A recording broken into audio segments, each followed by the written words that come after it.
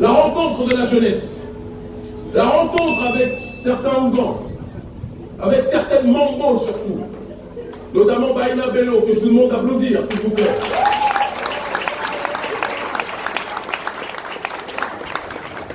Avec une sœur qui est beaucoup moins connue que Baïna, mais qui est haïtienne elle aussi, qui tient à son anonymat et qui se fait appeler Sassa, qui est le diminutif d'un autre nom, qui est une Mambo aussi, et qui a été plus que jamais un épicentre dans le combat politique et le nôtre. Je vous demande de l'applaudir aussi.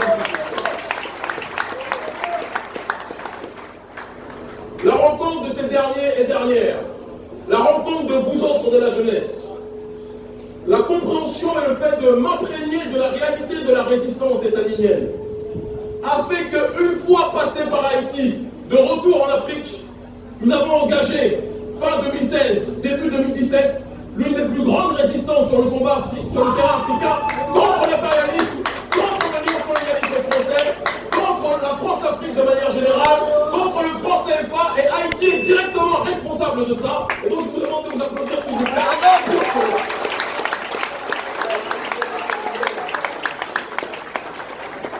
Une fois ce préalable et ce contexte posé, il est aussi évidemment important de saluer tout le monde, donc je salue toute l'Assemblée. Je salue aussi les agents des services français, américains et occidentaux qui sont présents dans cette salle. Bien évidemment.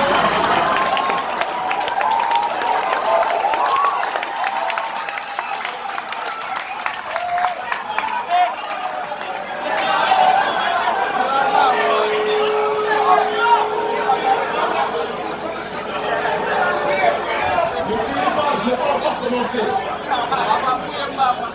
Je tiens à préciser, oui, qu'il est nécessaire de les saluer, puisque partout où je vais dans le monde, je me rends compte que les services français tiennent à m'accompagner et à me surveiller, et donc je les remercie de cette bienveillance. Et qu'ils sachent que dans cette terre dessalinienne, leur stratégie de division, leur stratégie de diabolisation de notre combat, leur stratégie d'ostracisation de la lutte pour la souveraineté de notre peuple ne pourra pas marcher, parce que la terre de la résistance est ici à Haïti, et les stratégies de l'impérialisme ne pourront jamais permettre d'asphyxier notre combat politique.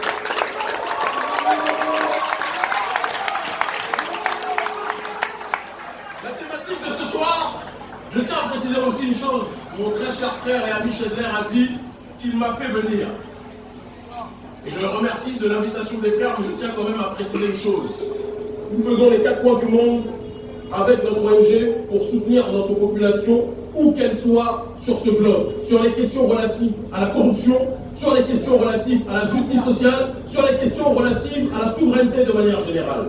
Et si nous venons ici, certes il y a eu l'invitation de nos frères et sœurs, dont certains se sont sacrifiés, il faut le préciser, nous aussi nous nous sommes sacrifiés, il faut le dire, nous ne demandons pas d'argent, nous en perdons même, parce que nous laissons nos boulots de côté, nous payons un certain nombre de choses pour venir. Mon staff, c'est notre ONG qui prend sur elle pour que ce staff puisse venir, il faut le préciser. Mais si nous venons, c'est parce que les LOAS ont décidé qu'en cette période cruciale, pour Haïti et pour le peuple noir de manière générale, il était nécessaire que nous soyons présents à Haïti pour diffuser un message de solidarité vis-à-vis de la jeunesse haïtienne.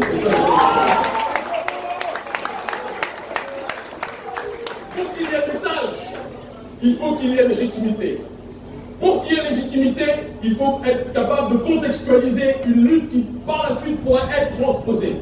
Et donc, si vous le permettez, je vais vous rappeler, avant de revenir sur la réalité sociale et politique d'Haïti, sur l'étendue de notre combat, que je vais essayer de synthétiser le plus possible, lors de ces 3 dernières années qui ont succédé à mon passage ici. Lorsque je suis revenu d'Haïti, avec notre ONG, qui est en réalité un mouvement social Urgence panafricaniste, composé d'hommes et de femmes d'Afrique, des Caraïbes, d'Amérique, parce qu'il y a aussi des représentants de l'organisation ici à Haïti, que je vous demande d'applaudir s'il vous plaît. Nous avons décidé de nous inspirer d'un homme qui est systématiquement diabolisé par l'historiographie occidentale, d'un homme qui est toujours considéré comme un extrémiste, un homme qui est toujours considéré comme un raciste, un homme qui est toujours considéré comme un dictateur sanguinaire dans l'historiographie occidentale. Mais généralement, quand le système capitaliste diabolise un homme noir, vous devez tendre l'oreille parce que cet homme noir ou cette femme noire se bat pour votre peuple en réalité. Et cet homme, c'est monsieur l'empereur Dessalines qui nous a inspiré.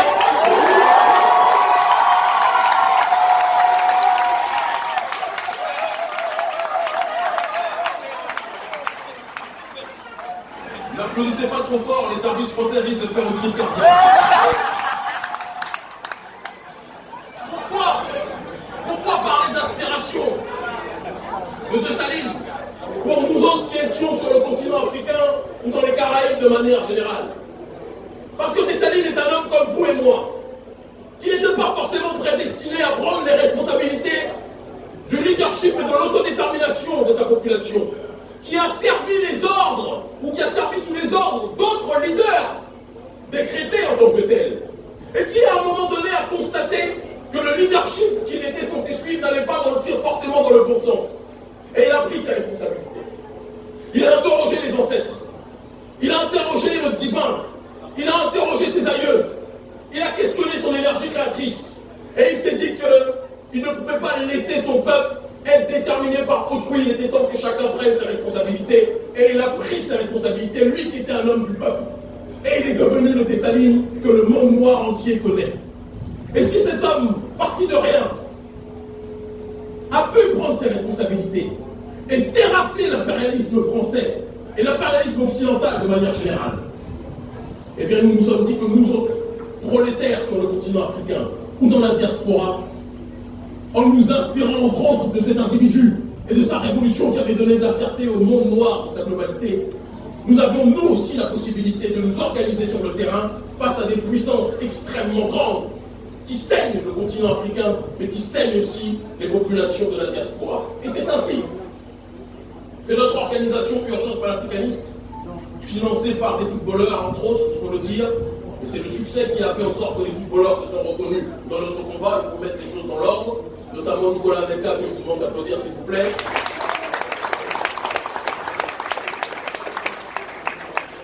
Notre ONG s'est dit, pendant trop longtemps, nous avons fait confiance à nos élites pour prendre leurs responsabilités et défendre notre peuple contre le pillage néocolonial qui existe depuis la période des indépendances. Mais malheureusement, ces élites se sont plus que jamais délitées. Elles avaient une mission et elles ont été plus que jamais dans la démarche de démissionner. Elles se sont détournées de leur objectif initial pour être dans une optique de corruption endémique.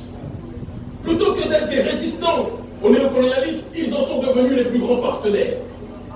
Et ça va vous faire penser à certains points communs que vous avez avec certains dirigeants dans ce pays. J'y arrive. Ces dirigeants constataient que depuis la période des prétendues indépendances sur le continent africain, excusez-moi ce contexte, mais il est important de le préciser pour arriver à Haïti. Depuis cette période des prétendues indépendances, ces dirigeants ont été cooptés par l'oligarchie française pour devenir des partenaires du pillage de nos populations. Dans un terme qui a été connu comme étant ce que l'on appelle la France-Afrique, la juxtaposition de deux entités. C'est un titre magnifique, parce qu'il représente quelque part l'impérialisme. L'impérialisme ne peut jamais être complètement exogène. Il n'y a de civilisation détruite par l'extérieur que si elle est rongée de l'intérieur. Et il faut qu'on le précise aussi. Je sais que quand je dis ça, je dérange certaines personnes qui voudraient simplement dire que le problème c'est l'autre, mais non. Quand vous êtes assujetti par l'extérieur, c'est qu'il y a quelque chose qui a cloché dans votre fort intérieur et il faut qu'on soit capable de se réussir. Yes. Et partant de ce principe, ces dirigeants donc, qui étaient des agents, des courroies de transmission du néocolonialisme français, ont permis l'instauration de bases militaires, ont permis l'instauration d'un système de servitude monétaire caractérisé par ce que l'on appelle le franc CFA. Franc CFA qui était une thématique qui date depuis très longtemps. L'intelligentsia africaine en parlait dans les cénacles universitaires, mais bien souvent cette intelligentsia méprisait le peuple, ne laissait pas le peuple se préoccuper de questions vitales qui le concernaient pourtant en priorité, mais elle préférait se gargariser de ces thématiques-là et être dans une sorte d'entre-soi. Nous avons brisé ce schéma. Nous avons apporté, en nous inspirant là encore une fois de cette révolution dessalinienne, nous avons apporté une thématique élitiste pour la placer au sein des rues africaines, des masses africaines, et faire en sorte que cette thématique devienne une thématique populaire. Nous avons fait en sorte que nous servons des moyens de communication du XXIe siècle, notamment les réseaux sociaux. Ça nous sert pour voir les clips de Rihanna, les clips de Beyoncé, etc. Ça nous sert pour voir les matchs de foot, mais ça nous sert aussi pour nous organiser politiquement de manière simultanée, au même moment, le même jour, à différents endroits. Et donc nous avons organisé depuis la période des indépendances les premières mobilisations transnationales. C'était un exploit en Afrique car généralement tout le monde est incarcéré dans une sorte de régionalité. Des mobilisations transnationales simultanées contre un adversaire commun qui était le néocolonialisme occidental et français en priorité, qui était donc constitué de l'oligarchie occidentale et de l'oligarchie africaine. Les premiers qui nous ont combattus, j'arrive, les premiers qui nous ont combattus étaient évidemment nos semblables. Parce que vous savez comment ça se passe. À chaque fois qu'un homme noir ou une femme noire se lève pour défendre l'autodétermination de sa population, les premiers qui vont s'opposer à ce dernier, ce n'est pas l'oligarchie française. Ils ont compris depuis très longtemps la logique de la sous-traitance. Ils vont payer certains Africains pour que ceux-ci vous attaquent dans les médias et vous fassent passer pour des extrémistes, pour des racistes, parce que c'est bien connu. Parce que c'est bien connu. Quand un nègre ou une négresse prêche l'estime de soi, l'impérialisme appelle cela de la haine. Sans doute parce que notre peuple a été programmé depuis trop longtemps pour aimer tout le monde à l'exception de lui-même. Et ça, c'est un problème de fond sur lequel on doit tous réfléchir.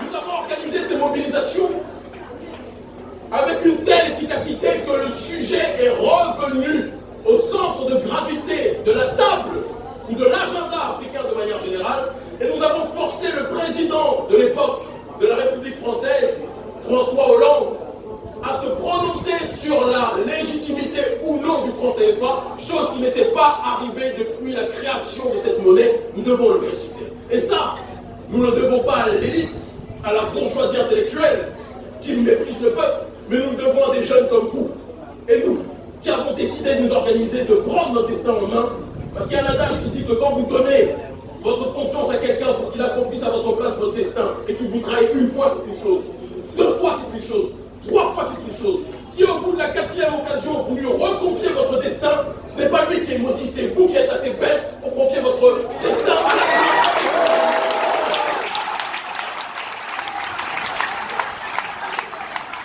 Alors, nous avons déclaré, on n'était jamais mieux servi que par soi-même, et nous avons décidé de nous organiser. Le point culminant de ces mobilisations, a été un acte qui me faisait risquer entre 5 ans et 10 ans de prison. Je le savais avant de commettre l'acte. Mais nous avons déclaré et nous avons décidé collectivement avec les membres de notre ONG que notre peuple est déjà en prison depuis très longtemps, et 5 à 10 ans de prison n'est pas quelque chose qui peut nous empêcher de commettre une action pour la libération de notre population. Et cet acte, c'était de prendre un billet de franc CFA devant les médias africains avec lesquels je suis lié depuis très longtemps, puisque je suis journaliste politique depuis maintenant 2012-2013, dans de bons nombres de médias africains d'Afrique francophone. Devant ces médias, nous avons brûlé un billet de 5 000 francs CFA. Et nous savions qu'en faisant cela, cet acte deviendrait viral et intensifierait la lutte contre le franc CFA. Et ça a été bingo.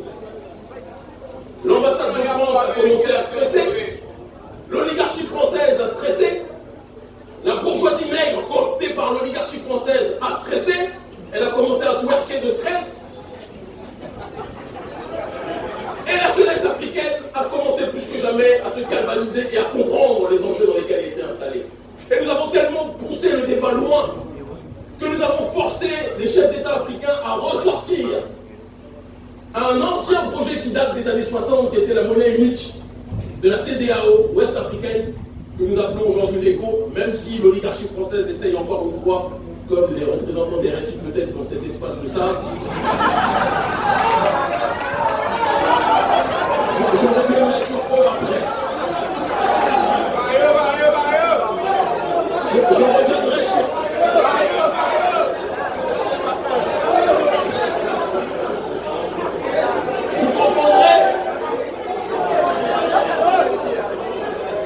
Vous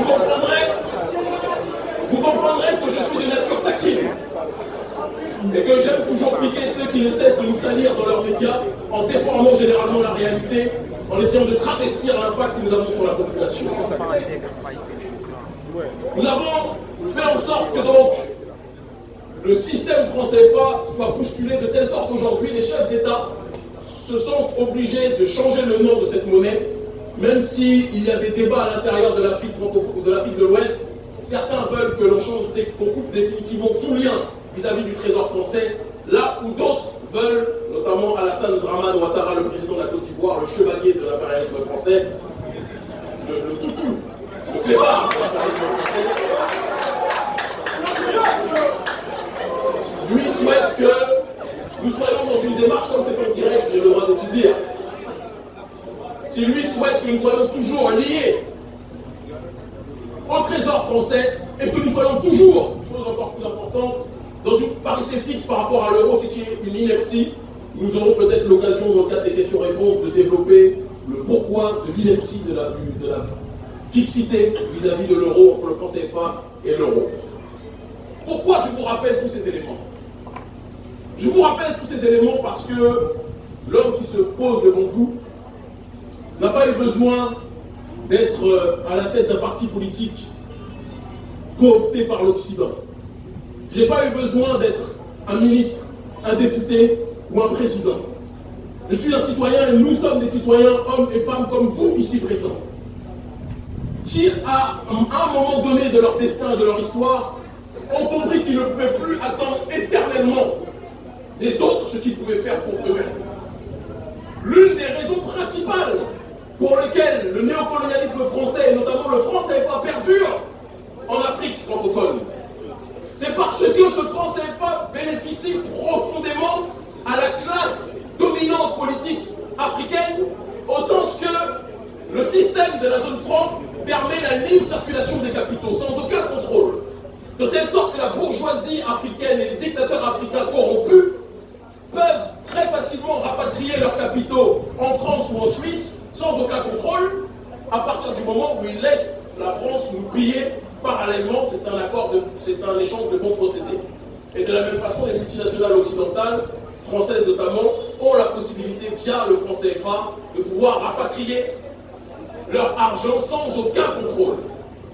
Parenthèse fermée par rapport à l'Afrique, et nous venons donc maintenant par conséquent à Haïti. Mais j'espère que, dans le cadre des questions-réponses, nous aurons l'occasion de développer la thématique justement, notamment du franc CFA et des inconvénients sur le continent africain et du néocolonialisme français de manière générale.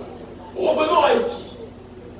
Avant que nous arrivions, certains ont essayé de nous dissuader de venir en partant du principe que le pays connaissait une vague de violence. Et j'ai souri. J'ai souri. Parce que la question n'est pas de savoir si le pays connaît une vague de violence. La question est de savoir quels sont ceux qui ont intérêt à ce que le pays soit paralysé dans le cadre de la violence. C'est là.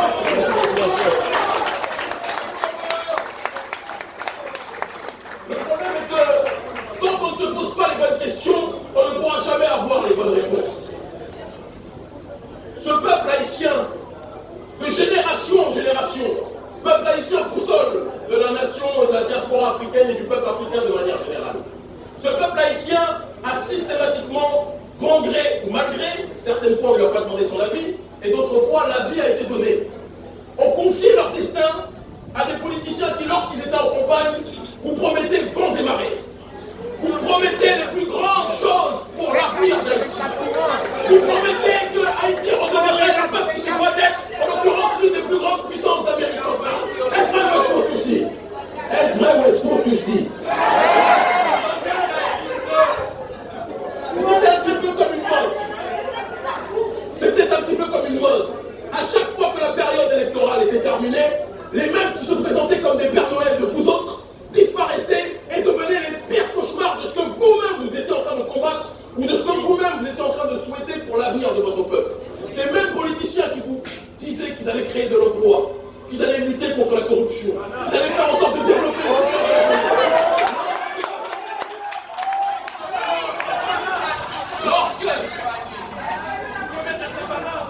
lorsque ces politiciens sont arrivés à la destination qui était par un temps souhaitée, ils sont devenus les apôtres de la corruption qu'ils étaient censés combattre auparavant. il faut qu'on soit capable de se le dire.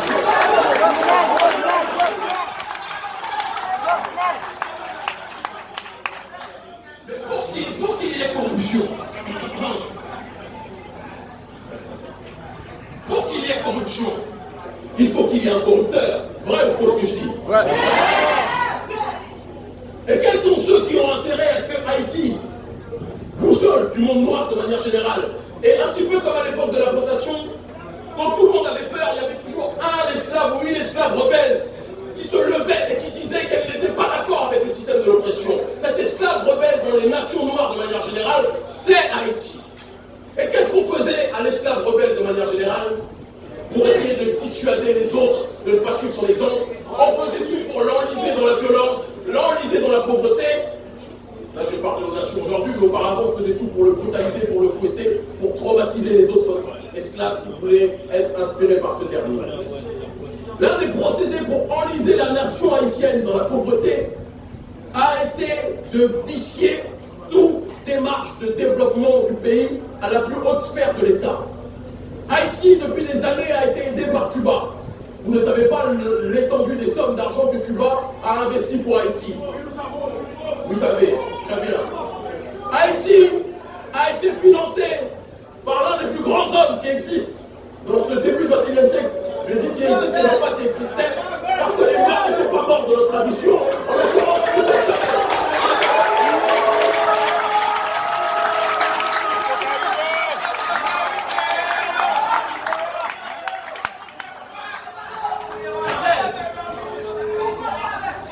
Chavez le disait lui-même, avec clarté, froideur et sincérité.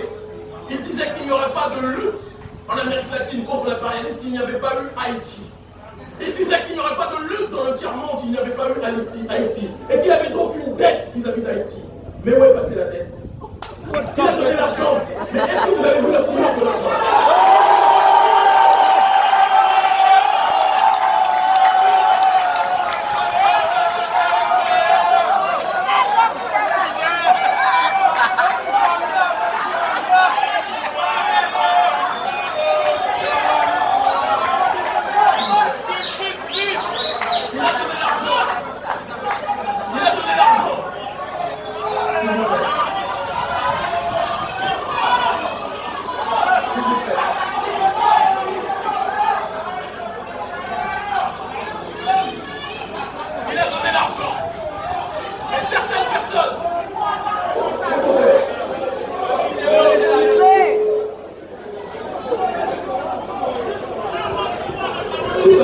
L'ambassade de France, s'il vous plaît, je parle à mes invités.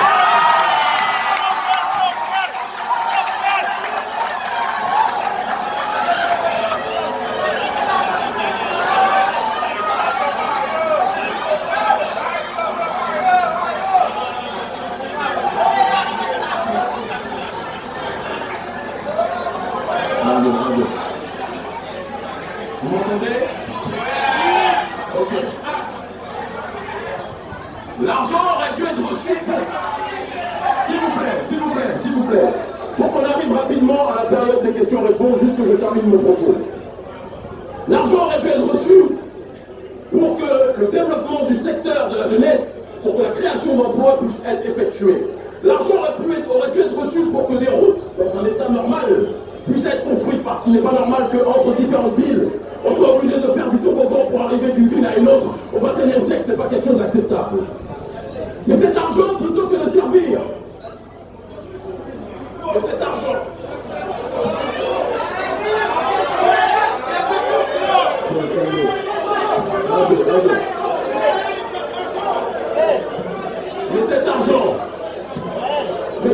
plutôt que de servir, a servi à des personnes qui auparavant avaient des petites voitures, ça leur a servi à avoir de très très grosses voitures.